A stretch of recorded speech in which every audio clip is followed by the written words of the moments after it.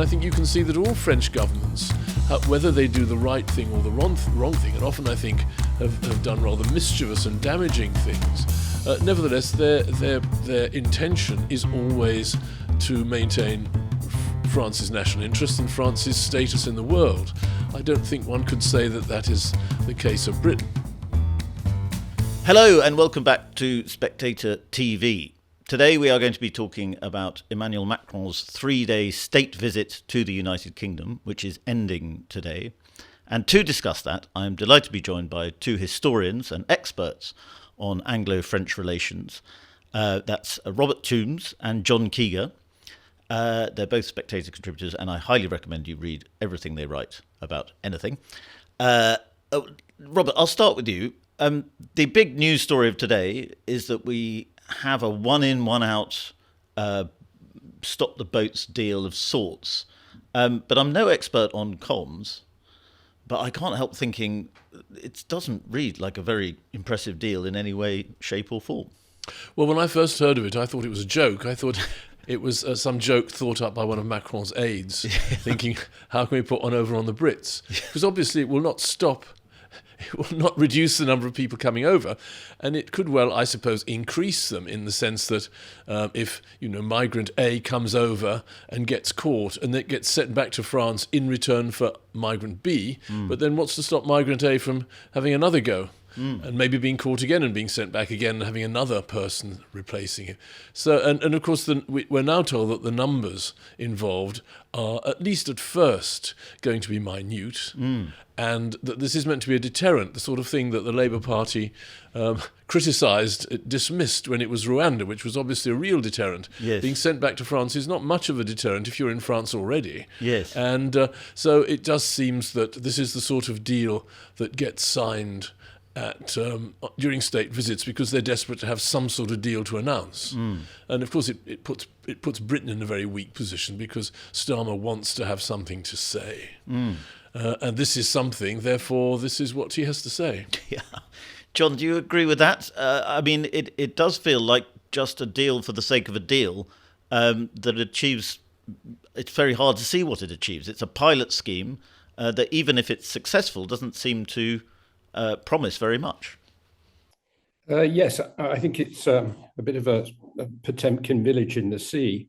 It's very difficult to see one can see what Macron wants to do. He obviously wants to do a lot of big picture stuff and use Britain, I think, as part of that. I think one of the things that he really wants to do is to send a signal to the rest of the EU that France and Britain are working together again in the defence of EU interests, and in particular in areas like nuclear weaponry, because there has been a request on the part of Friedrich Merz in Germany, but also on a number of other countries, that Poland in particular, that the EU and Europe is vulnerable in the longer term to other threats coming from Vladimir Putin or potentially from other countries. And I think behind this, there will be other things that Macron wants to seal, including to do with nuclear weaponry and also infrastructure. But it is odd, is it not, John, that Macron and Starmer are both sort of shuffling aside the migration issue, which could end up removing them from power. Macron could be removed by Rassemblement National, largely because of the issue of immigration. Keir Starmer in a few years could be removed from power by the Reform Party, largely because of the issue of immigration. And so they can make all sorts of plans for the defense of Europe and the future and nuclear stuff and so on. But they're ignoring they're pushing to one side the issue that is really going to damage their parties, their political futures. Well, you might think that they know that they've only got a few years. Yeah. Macron, of course, clearly does. Yes. Starmer may do. And so maybe they're trying to do things that they really want to do while they have time. But this nuclear deal, which John knows much more about than I do, he's the real expert here, seems to me to be the sort of thing the French have been putting forward for many years now. The French, even during the Cold War, wanted to be recognised by other European countries as Europe's defender, because the French, of course, have always had the ambition of being the leaders of Europe. If they become the defenders of Europe with Britain as a sort of auxiliary, then it solidifies their position as Europe's foreign policy leader. But of course, in the past, the other European countries didn't really want this. I don't know if they want it now. Some of them clearly do, but it certainly seems to me to be a confirmation of the ambition the French have been pursuing for many years, and which we are now helping. Largely, I suppose, because of Trump. I mean, the British position, as everyone, all your readers know, was that we wanted to maintain NATO as an Atlantic alliance. The French essentially wanted to build a separate European branch of NATO. It seems that we're now going along with that. Of course, you might say that Trump has made that necessary, but Trump won't be there forever. Is this going to be a permanent change in our relations with America? And if so, is it a credible one? And I wonder, John, sorry, you're the one asking the questions, but John knows about our nuclear links with America. I mean, our deterrent was always, as I understand it, very closely coordinated with the United States. Can we be very closely coordinated both with the United States and with France? And what does that mean in practice? Well, yes, we are coordinated with the United States, and we're also coordinated with NATO. Britain has a commitment, in fact, to use its nuclear weapons, if necessary, to defend NATO. And so that commitment on the part of Britain has already been made to Europe, if you like.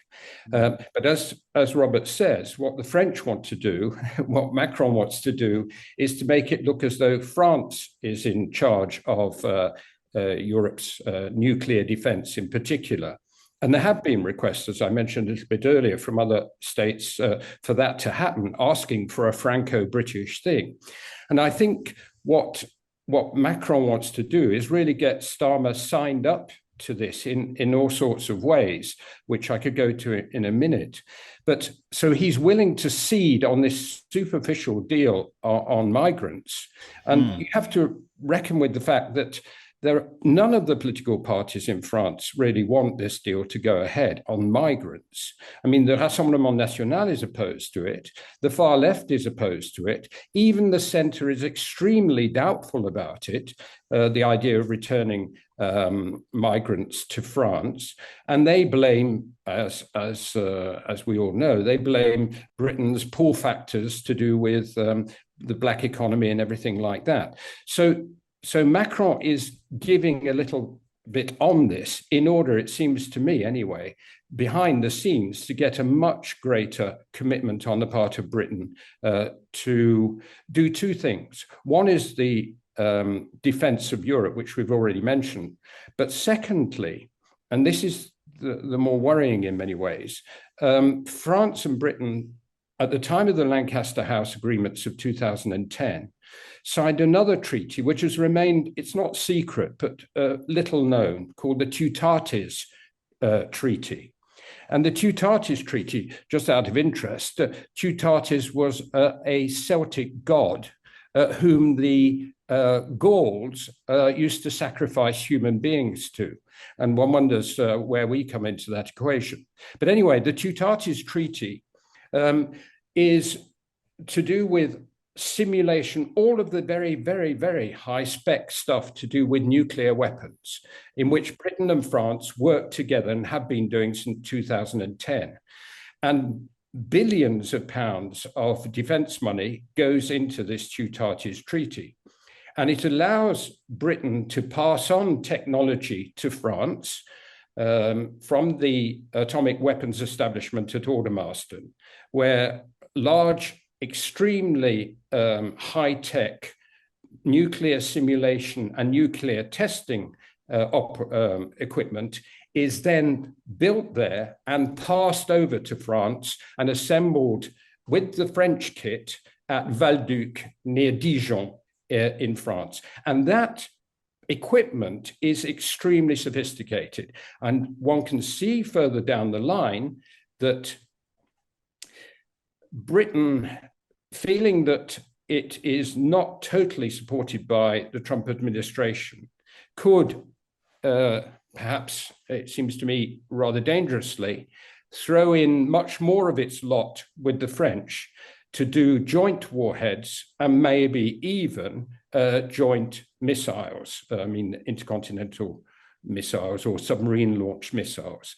And that would mean that part of our nuclear deterrent would have to be coordinated, and its use would have to be coordinated with the French, who certainly would not cede on anything to do with their independent use of it. So Britain would have a partial say, but I imagine that the French would keep really hold of that, because it is the sort of pièce de résistance of the whole of French defence since 1945. Would this be because of the enormous cost of renewing our nuclear deterrence? And there are big concerns about how much of the military budget, which is going up, but not nearly enough, according to some people, how much of that budget would have to go on nuclear, on renewing our nuclear deterrence? Does that tie into what we're doing with France now? Exactly. I mean, the costs, the projected costs for nuclear weaponry in Britain are considerable. And one of the ways of reducing those, and that's already happening through the Tutatis Treaty, is that there's a sharing in things which cost an absolute fortune to monitor, which is the simulation of testing. Which only a few, obviously, countries in the world can do. The Americans can do it, and the Brits and the French are doing it together. But I'm not sure that everybody else can do it quite as well. I think the Russians can. But the next step then would be joint nuclear weapons production, in which case then we are, especially as it's all made in France, we are then beholden to the French for certain decisions being made. And I'm not sure whether Prime Minister Starmer really realizes this, but depending on what he does and what he does behind the scenes, it could mean that if the next administration is Marine Le Pen, which it is in many ways likely to be, or her other cohort, then it could mean that Starmer will have signed over the British nuclear deterrent to the Rassemblement National's presidency. And that's an extreme view, of course, but I wonder whether these things are thought about in the longer term. Well, that's an extraordinary possibility you out there, John. Robert, I thought I might ask you about this sense there's a lot of Conservatives in Britain who feel that while Macron may not be right in what he thinks France's national interest is, he's definitely always operating on behalf of the France's national interest in a way that Keir Starmer's government doesn't seem to be. We seem to be being outmaneuvered by Macron because he's determined to act on France's national interest. We don't seem quite as determined. Well, in my view, this has been true for a very long time. I would say since about the 1950s. You may have seen an article that John Keiger and I wrote in last week's Sunday Times, which set some of this out. But in summary, I think that after the Second World War, or at least in the 1950s, France under de Gaulle decided that it must assert itself on the world stage as a great power. And as de Gaulle said, France has to behave as a great power precisely because it no longer is one. Whereas it seems to me that the British, the ruling elite, big generalisation, from Macmillan down to Starmer, have really thought that Britain was now a declining force and that the best we could do is to attach ourselves to some other body or some other state, the United States, of course, but also to the EU, and to sort of square that circle by saying to the Americans, well, we'll be your bridge to Europe. And as you may remember, that was one of the main reasons why people, at least people in the diplomatic establishment, opposed Brexit, because they said the Americans won't take us seriously anymore. And it was also one of the main reasons why Macmillan, in the first place, asked to join the European Common Market, because if we didn't, Washington wouldn't take us seriously. So the idea that Britain has its own interests and has the capacity to follow them seems to me, it's almost a heresy in British diplomatic circles, but certainly not so in French ones. And I think you can see that all French governments, whether they do the right thing or the wrong thing, and often I think have done rather mischievous and damaging things, nevertheless their intention is always to maintain France's national interest and France's status in the world. I don't think one could say that is the case of Britain. And of course, we saw a leaked document prepared by Lord Hermer today or yesterday, which seemed to me to say that very clearly. We are the servants of international bodies, international laws, international regulations, in the way that the French would certainly never consider themselves to be. Well, in Britain, we're very proud of our monarchy on the whole, but perhaps that is an advantage that France has in having a president who is not just a prime minister, but also the head of state, and therefore is duty-bound to be the representative of the national interest in a way that a prime minister perhaps isn't. The president, according to the French constitution, has considerable powers in the area of foreign and defense policy. It's a so-called domaine réservé of the French president. And the issue at the moment, of course, is that President Macron, in terms of domestic policies, is completely neutered. He's unable to do anything. And whenever he tries to do something, it's rather scoffed at and mocked because he has no general support and he's unpopular in the country. But where he can act, of course, is on the international stage. And this is exactly part of it. This is where he sees himself quite rightly as a head of state equal to the British monarch or to Donald Trump or anybody else, and acts in a very grandiloquent way. And this is one of the ways that he can keep his presidency alive. And even, as is suggested partly in today's Le Monde, that he may even be thinking about a return to the presidency in 2032. The constitution debars him from standing twice in a row, but it is rather confused and very unclear then about whether the president, somebody could stand again at a later date. And obviously, foreign affairs keeps him in the spotlight and shows that he is doing stuff for France. Robert, what do you think about that? A third Macron term after a break of perhaps Le Pen or Jordan Bardella in between? Well, I suppose it could only happen if Le Pen or Bardella were complete disasters. Yeah. And people think, oh my God, things weren't so bad under... It's rather like one might imagine Boris Johnson or Rishi Sunak coming back as Prime Minister after some dreadful British catastrophe, simply on the grounds that they're not as bad as the people who came after them. But I can't actually see Macron... At the moment, there'd be no way Macron would be re-elected, I think. I'd see what John would say. But on your point about, would it be better if we had a president? The trouble is, you'd have to say, well, who would the president be? Yeah. Who is this great figure who would direct the interests of the nation from Buckingham Palace or somewhere? And I just can't think of anyone. Would it be Keir Starmer or Tony Blair or? I think it's not a problem. It seems to me of a constitutional office. It's a problem of a whole political culture. It is also interesting that Macron, as John said. Macron is neutered a little bit at home. He's a bit of a lame duck president now, certainly since he called that election almost a year ago now. And Starmer himself, even though he's got this great majority, seems to be pretty paralysed politically at home.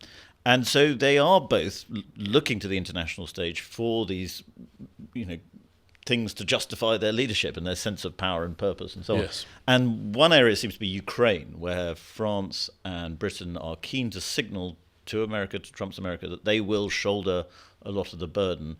But how much of the burden are Britain and France actually going to or able to shoulder?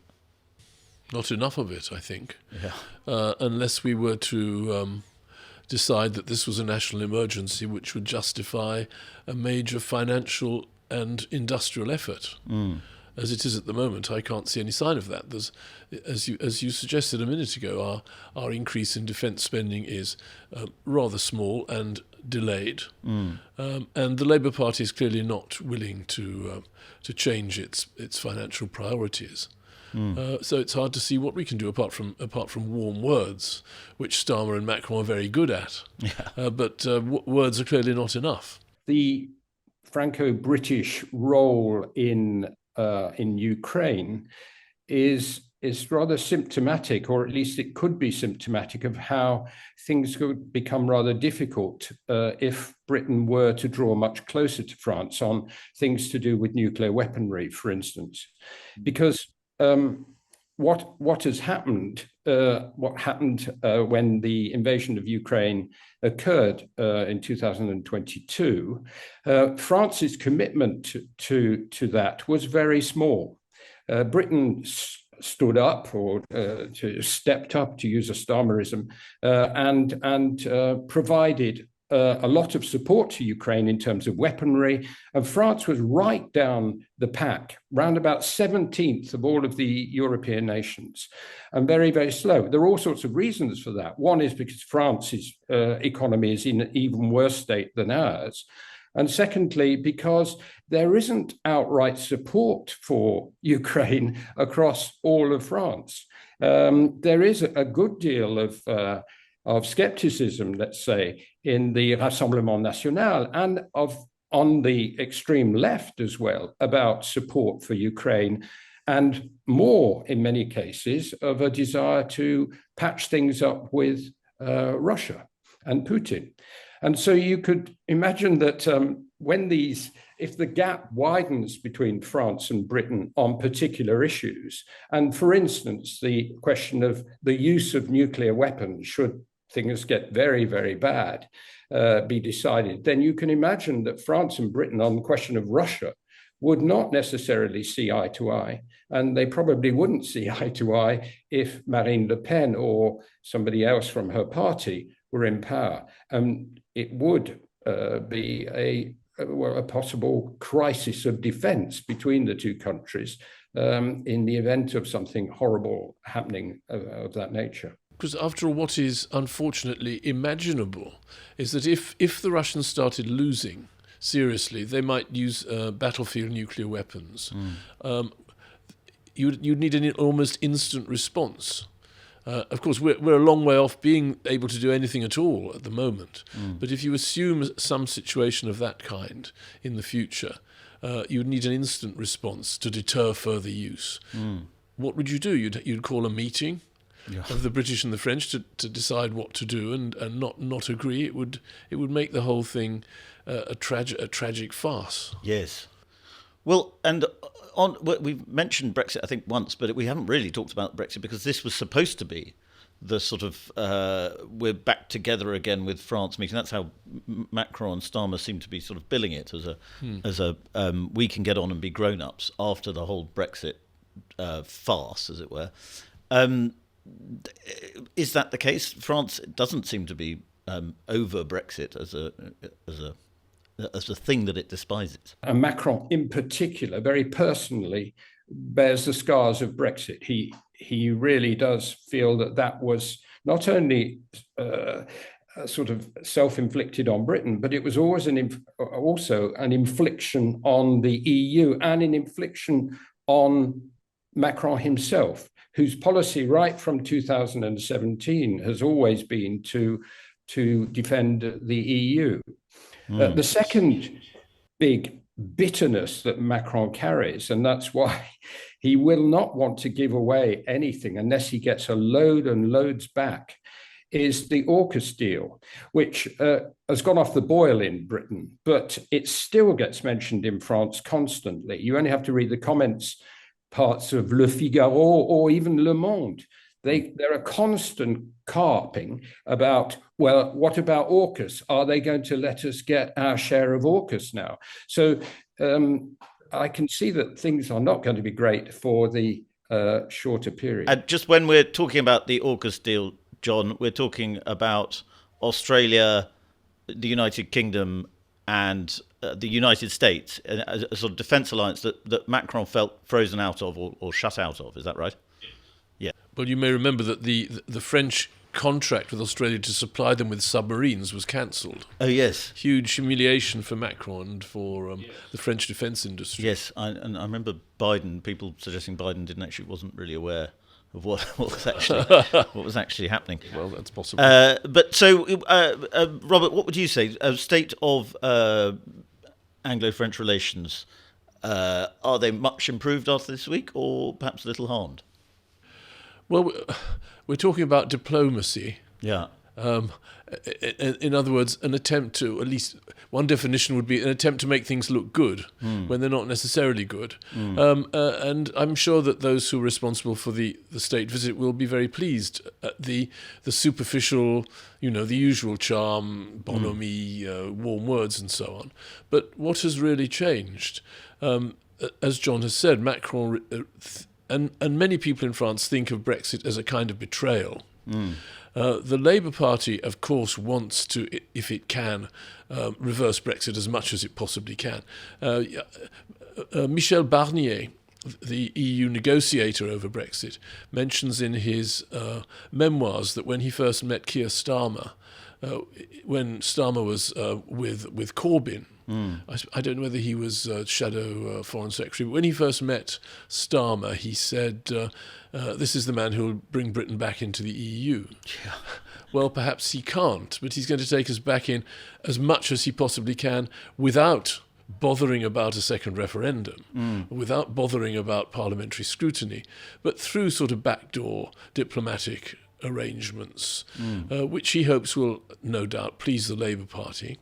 Whether he really believes that this will help to transform British economic performance, I don't know. If he does believe it, it's extremely naive. After all, as John said, France and the EU are doing no better economically than Britain. Yes. So, and indeed, since Brexit, Britain has outperformed nearly all of the EU. And as Macron himself admitted, trade between France and Britain has actually increased since Brexit. So the idea that somehow reversing Brexit will be a great boost to the British economy is either just pure propaganda or it's the most extreme naivety. John, finally to you, is that's a very good point from Robert, and is that a big problem for Keir Starmer as he tries to negotiate with other countries, and particularly France, is that he regards Brexit in his heart of hearts as a terrible, terrible thing. He just can't really say so out loud. Yes, well, I do think that. The problem is that in acting as a constant demandeur, he is very vulnerable in negotiating anything, because everybody knows in the EU, and the Brussels civil service knows extremely well that Starmer must do his reset. It was in his manifesto, and therefore he's got to get some things out of it. And that in many ways he will do anything to get some kind of superficial piece of something to show off to the rest of the world. And that means that things that went along the lines of the Chagos deal will perhaps be replicated when the EU finally comes round to signing on the dotted line in the next couple of months about the big reset. On that rather worrying note, I think we'll end it there. Robert and John, thank you very much for coming on to Spectator TV.